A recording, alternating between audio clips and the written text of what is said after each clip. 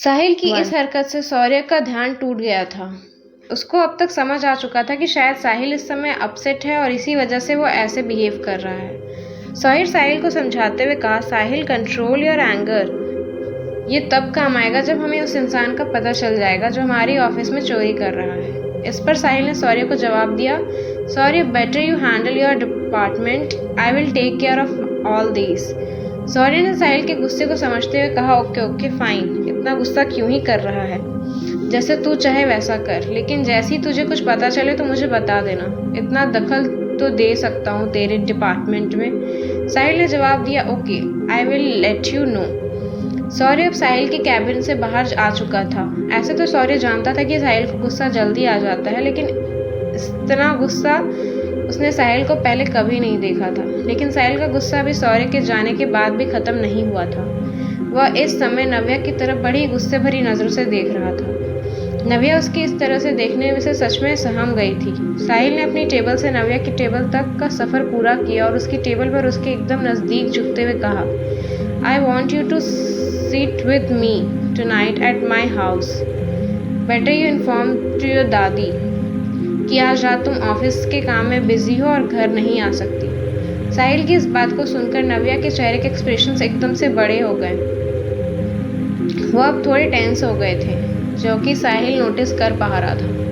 नव्या ने नजरें उठाकर साहिल की तरफ देखा तो उसके चेहरे पर गुस्सा देखकर वो कुछ नहीं बोल पाई, लेकिन दिमाग उसका भी यही सोच रहा था कि आखिर क्या चल रहा होगा साहिल के दिमाग में। कहीं वो गुस्सा निकालने के लिए तो मुझे नहीं बुला रहे हैं। अब तो नव्या का गला सूखने लगा था साहिल के इस तरह से उसकी तरफ देखने से। नव्या ने अपने सर को नीचे झुकाते हुए कहा, let me call to my दादी।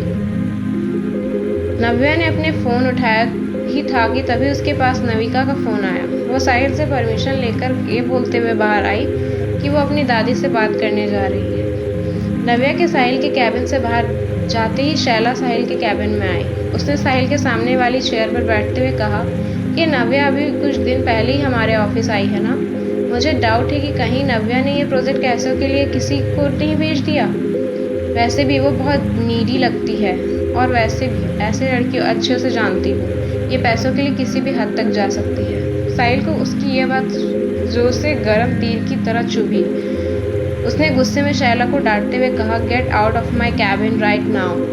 शैला को इस समय इस बात का कोई आइडिया नहीं था कि जिस लड़की को वो ऐसे वैसे लड़की बोलकर बता कर रही थी वो असल में नव्या साहिल सहाय थी, यही की साहिल की पत्नी, और वो उसे साहिल के सामने एक सड़क छाप लड़की की तरह एड्रेस कर रही थी, जिसको सुनकर साहिल का खून खौल उठा था।